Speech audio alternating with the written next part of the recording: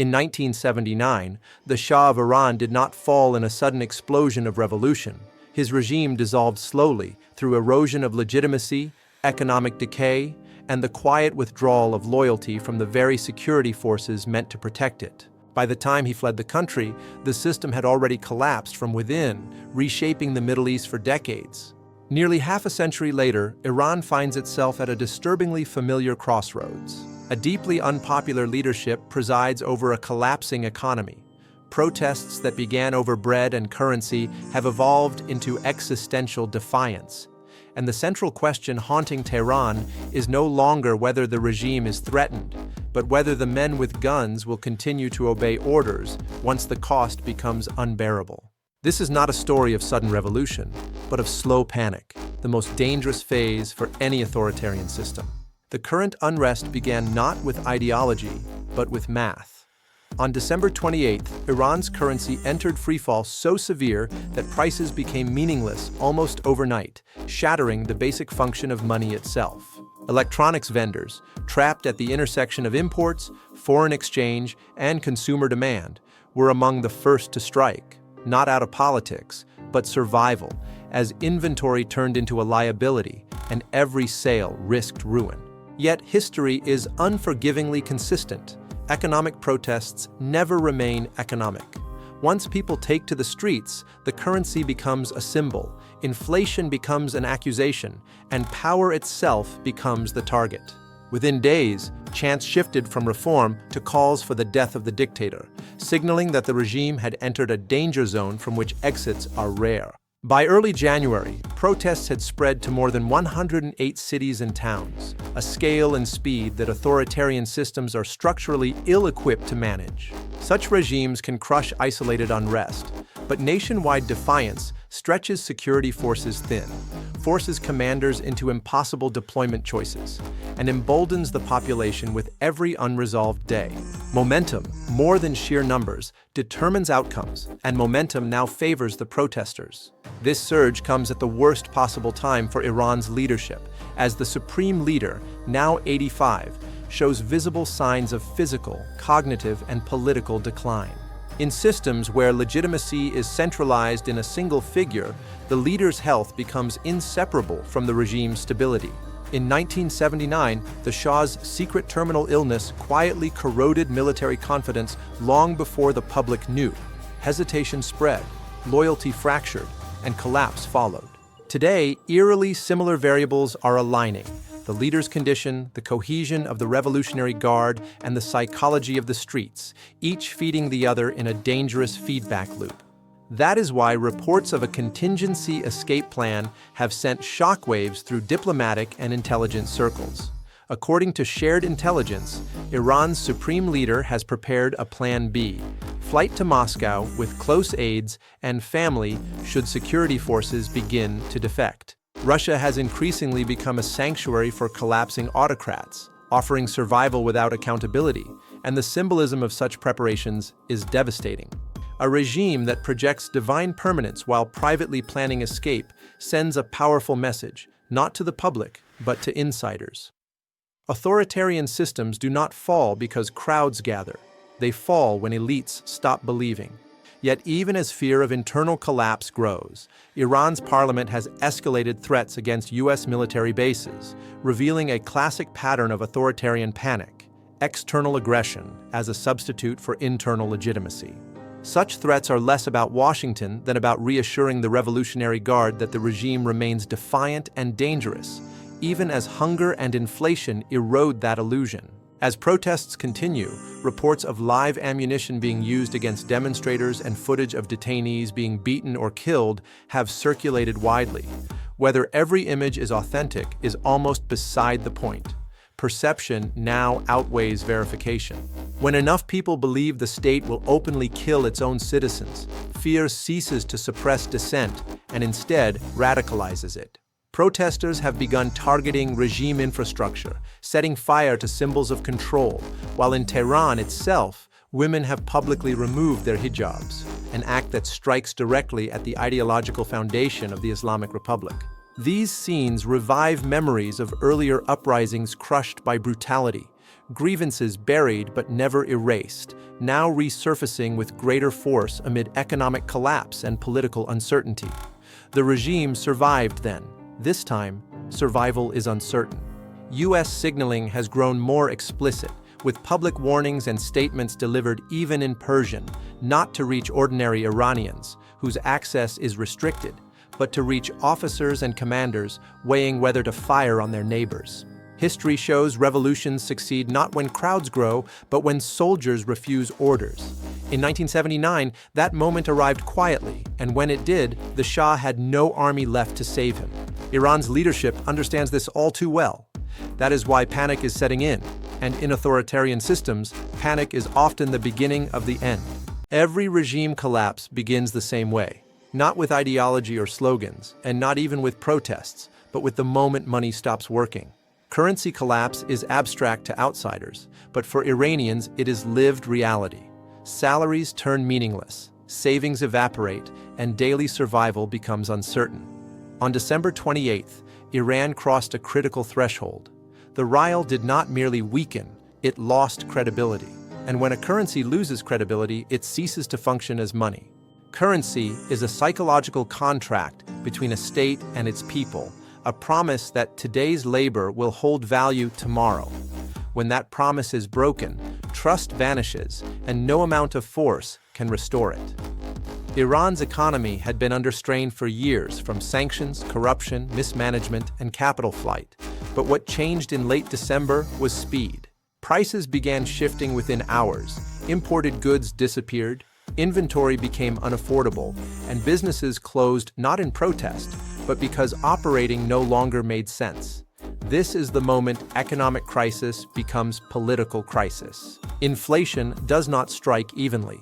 It hits the poor first, then the middle class, and finally the state itself. The first strikes came not from activists, but from electronic vendors, merchants who understood instinctively that once exchange rates become unpredictable, commerce becomes gambling. Their refusal to operate was the first visible crack. From there, pressure spread to transport, fuel, food, and medicine. Families who had endured years of hardship suddenly faced shortages that felt immediate and irreversible, transforming resignation into anger.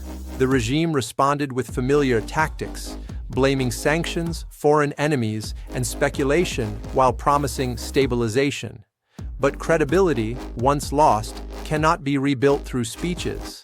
People stopped believing official exchange rates, stopped trusting state banks, and stopped assuming tomorrow would be better. This psychological shift mattered more than any statistic.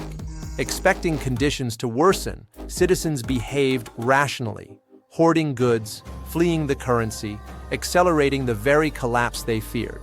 Authoritarian governments know this dilemma well: raise wages and fuel inflation, or suppress wages and fuel unrest. Iran attempted both and failed. Government workers, teachers, police, and lower-ranking security personnel saw their pay lag far behind prices as subsidies eroded and living standards collapsed. At this stage, revolutions cease to be ideological and become personal. When a riot officer cannot afford groceries and a soldier's family struggles to eat, loyalty weakens and orders feel different.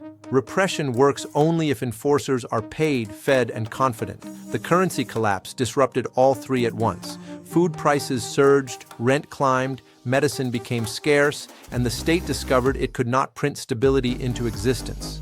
Lacking independent institutions or public trust, it relied solely on force, but force is costly.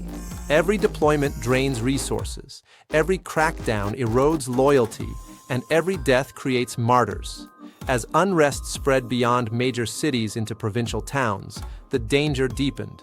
Urban protests can be dismissed as elite discontent. Small-town uprisings signal systemic failure. They indicate broken supply chains, failing food distribution, and a state no longer capable of guaranteeing basic life. At that point, ideology no longer matters. People are not protesting a system. They are protesting reality. Internet blackouts attempted to contain the narrative, but technology shifted the battlefield. Smuggled and improvised connectivity allowed information to leak, videos to circulate, and stories to spread faster than censorship could suppress them. Even partial information was enough. Uncertainty breeds fear inside regimes, not outside them. And when leaders cannot gauge the scale of unrest, they assume the worst. Currency collapse also destroys patience. In stable economies, people wait and adapt. In collapsing ones, waiting is punished. Delay means loss. Hesitation means hunger. Participation in protest can suddenly feel safer than silence. When that psychological flip occurs, fear changes sides, and regimes panic. Iran's leadership has seen this pattern before in Venezuela, Syria, and the Arab Spring, yet drew the wrong lesson. Violence can buy time, but economics always wins. When money stops functioning, bullets cannot restore trust. Behind closed doors, officials acknowledged what the public already knew. The economy was unraveling. Capital flight accelerated, reserves dwindled, and trade tightened. The state could still project power, but it could no longer project confidence. And confidence is the true currency of control. That is why the protests did not fade. They intensified. Each crackdown confirmed desperation, each denial exposed weakness, and each day of inflation validated the anger in the streets. Slowly, a realization spread through society. The system cannot fix this. Once that belief takes hold, collapse becomes inevitable. Not because people desire chaos, but because they see no alternative. By the time chants turned openly revolutionary, the economy had already decided the outcome. The streets were simply catching up. Every authoritarian system rests on a single assumption. When orders are given, they will be obeyed. Obedience does not require justice or popularity, only the belief that compliance is safer than defiance. Revolutions do not succeed when crowds gather. They succeed when that assumption breaks.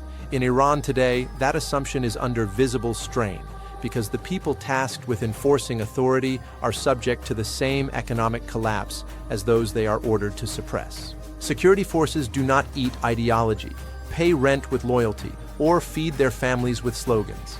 They rely on the same collapsing currency as everyone else, and that reality represents the regime's greatest vulnerability.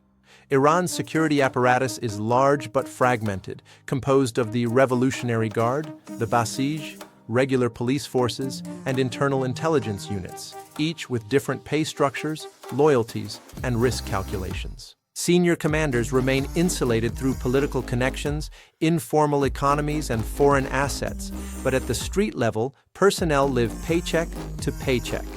This divide matters because revolutions are not decided by generals. They are decided by the individual holding a rifle at an intersection. As the economy deteriorated, reports emerged of delayed salaries, eroding benefits, and rising dissatisfaction among rank-and-file forces. This is the phase authoritarian regimes fear most, when repression becomes personally costly. A riot officer ordered to clear a street no longer weighs abstract political consequences alone. He calculates whether he can afford groceries next week, whether his family will be targeted if the system collapses, and how history will judge his actions if the regime falls. These calculations happen quietly, but they happen everywhere. History is clear on this point. Authoritarian regimes survive unrest when security forces remain cohesive and confident. They fall when that cohesion fractures. In 1979, Iranian soldiers did not defect all at once. They hesitated. One unit refused to fire, one checkpoint stood down, one commander delayed orders. Then uncertainty spread, and once no one knew who would obey, control evaporated with shocking speed. Today's leadership understands this danger, which is why rhetoric has escalated and external threats suddenly dominate official messaging. External enemies serve a purpose under stress. They offer security forces a narrative in which they are defending the nation rather than suppressing civilians. But narratives collapse under sustained economic pressure. When footage surfaced of security forces firing live ammunition at protesters, it revealed not confidence, but testing, an attempt by the regime to probe loyalty through escalation. Brutality often increases not when obedience is secure, but when leaders fear it is slipping. Yet violence accelerates moral exhaustion, and moral exhaustion breeds hesitation. The targeting of buildings used by street-level forces is particularly destabilizing because it reverses the power dynamic. Security infrastructure becomes a liability rather than a shield, and officers begin thinking defensively. Families fear retaliation. The psychological distance between the state and the people collapses, and security forces stop seeing themselves as guardians, instead feeling like occupiers, a role that rarely sustains long-term control. Symbolic defiance compounds this pressure.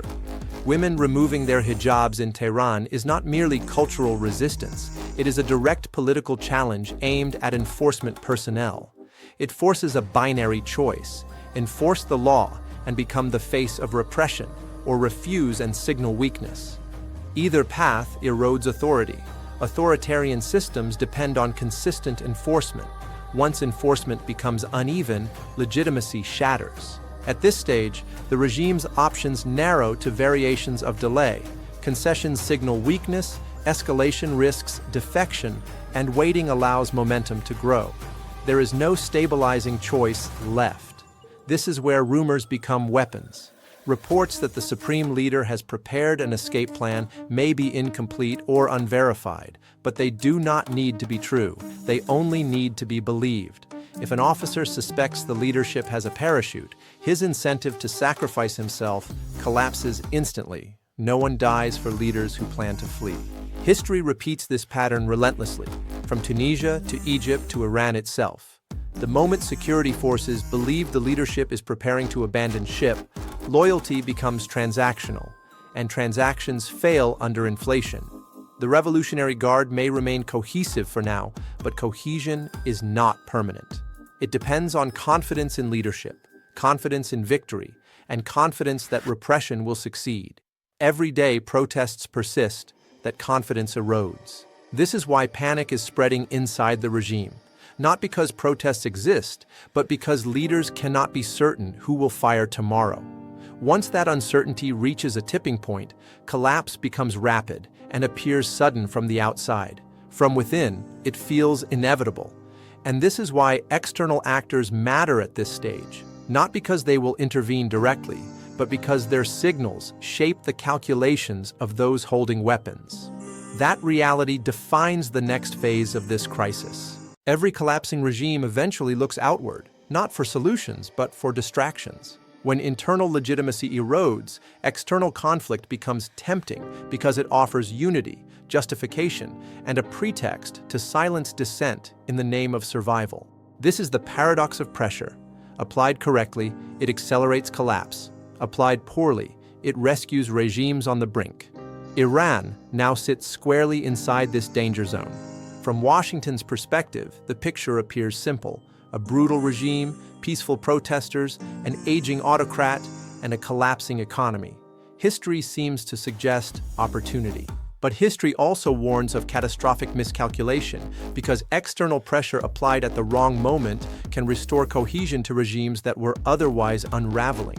This is the rally around the flag effect, and Iran's leadership understands it intimately. When President Trump warned publicly that the United States would respond if Iranian forces violently killed protesters, the message carried strategic intent. But messaging never has a single audience. Protesters hear solidarity, elites hear consequences, security forces hear uncertainty, and the regime hears opportunity. Threats allow leaders to reframe the crisis, from inflation to invasion, from protests to patriotism, from legitimacy to survival. Iran's parliamentary threats against U.S. bases across the Middle East were not military strategy, they were psychological theater. The intent was not action, but narrative control. The regime's nightmare scenario is internal collapse without an external scapegoat. Its best-case scenario is controlled escalation. Enough tension to justify repression, but not enough to trigger war. That balance is perilous, and history is crowded with regimes that misjudged it. The United States understands this dilemma, which explains its caution. Yet even restraint carries risk, because perception matters as much as reality. When Iranian security forces hear forceful American statements, they do not hear nuance, they hear uncertainty. For some officers, that doubt weakens loyalty. Why risk everything for a regime that may not survive isolation? For others, it hardens resolve. Foreign pressure reframes repression as defense. Both reactions coexist, and whichever dominates may determine Iran's fate. Israel's position adds another layer of complexity. Unlike Washington, Israel lacks distance. Iran's missile program is not abstract, it is existential. Recent conflicts revealed uncomfortable truths about Iran's advancing capabilities and the limits of air defense. From Israel's perspective, timing is everything. Strike too early and unify Iran, strike too late and face a stronger adversary. That dilemma now collides with Iran's internal crisis.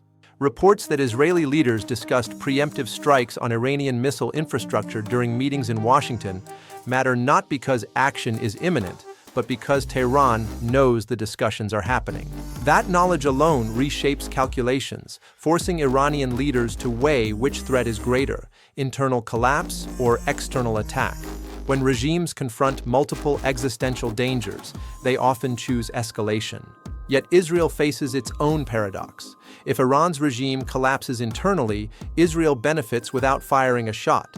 If Israel strikes prematurely, it may save the regime by handing it a unifying enemy. That logic explains restraint, but restraint is fragile. Internal chaos can spill outward, and instability around nuclear-capable systems is unacceptable to most states. This is the external pressure trap.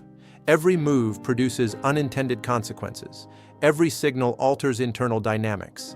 Every miscalculation risks transforming a collapsing regime into a wartime government overnight. Iran's leadership is actively exploiting this uncertainty, threatening U.S. bases, invoking Israel, and framing protests as foreign-backed subversion, all to force security forces to choose the regime over chaos. Fear of invasion is powerful. Fear of anarchy is powerful. But neither can refill empty shelves, stabilize a collapsing currency, or restore faith in leadership. At best, external threats buy time. At worst, they accelerate collapse by draining already exhausted institutions. For Washington, the challenge is precision. Too little pressure restores regime confidence. Too much pressure restores regime unity. The window for effective influence is narrow and closing. This explains the subtle shift in U.S. messaging. Less talk of regime change, more emphasis on accountability, fewer overt threats, more moral framing. The objective is not intervention, but hesitation, inside security forces, among elites, within the Revolutionary Guard. Hesitation, once widespread, is fatal to authoritarian control. But hesitation alone does not topple regimes. Something else must force the issue, something internal, something economic, something that makes delay impossible. And that is why one comparison now haunts Tehran's leadership above all others: Venezuela. Iran's leadership is not fixated on the United States. It is fixated on Venezuela. Not because Venezuela was invaded, bombed, or defeated in war, but because it collapsed internally while the regime technically survived. That outcome, power without a country, is the true nightmare. Venezuela did not experience a clean revolution or a decisive transfer of power. Instead, its currency died, institutions hollowed out, millions fled, and security forces lingered just enough to keep leaders in place. What remained was not simply a failed state, but an empty one. This is the scenario now haunting Tehran. Iranian officials have begun referencing Venezuela openly, a rare and revealing admission. Authoritarian regimes do not discuss failure unless fear has already set in. They are studying what happens when economic collapse outpaces political adaptation, when loyalty becomes unaffordable, and when repression preserves leadership while destroying the nation beneath it. The uncomfortable truth is that regimes do not need to fall to lose. They only need to become unsustainable. Venezuela's leadership still exists, but Venezuela as a functioning country does not, and Iran understands how thin that line has become. Iran's currency collapse is no temporary shock. It is structural failure.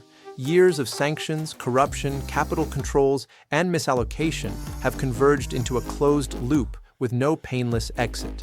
The state cannot stabilize the rial without reserves, cannot gain reserves without trade, cannot trade without reform, and cannot reform without threatening its own survival.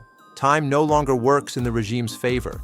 Each day inflation erodes wages, protests spread, security forces grow poorer, elite confidence decays, and external pressure compounds. Repression is no longer keeping pace with decay. This is why comparisons to 1979 miss the point. That was an ideological revolution with a replacement regime waiting in the wings. What Iran faces now is a revolution of exhaustion. Venezuela offers a different warning, a regime that stays long enough to destroy the state itself. This is the most dangerous phase, because desperation breeds miscalculation. Leaders who believe time is running out are more likely to escalate externally, overreact internally, gamble militarily, and commit irreversible violence, turning domestic collapse into regional and even global risk. For the United States, this moment is not about regime change, but about containing collapse. A failing Iran would ripple outward, destabilizing energy markets, disrupting shipping lanes, heightening Israeli threat perceptions, emboldening proxy conflicts, and raising nuclear security risks. That is why Washington's posture is careful rather than soft.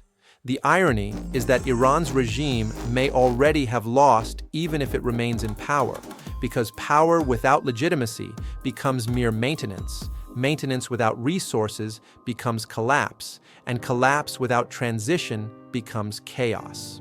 History's final lesson is uncomfortable but consistent. Regimes rarely fall when crowds rise. They fall when enforcers stop believing the future is worth protecting. That moment has not fully arrived in Iran, but it is closer than the leadership admits. And when it comes, it will not announce itself with fireworks or speeches. It will arrive quietly, through hesitation, orders delayed, checkpoints unmanned, crowds ignored, until suddenly everything changes. The Shah did not know the exact day he lost Iran. Neither did Maduro. Iran's supreme leader may not either. Collapse is rarely declared. It is discovered too late. What happens next will not be decided in Washington, Jerusalem, or Moscow, but by the price of bread, the value of wages, the patience of soldiers, and the belief that tomorrow is survivable.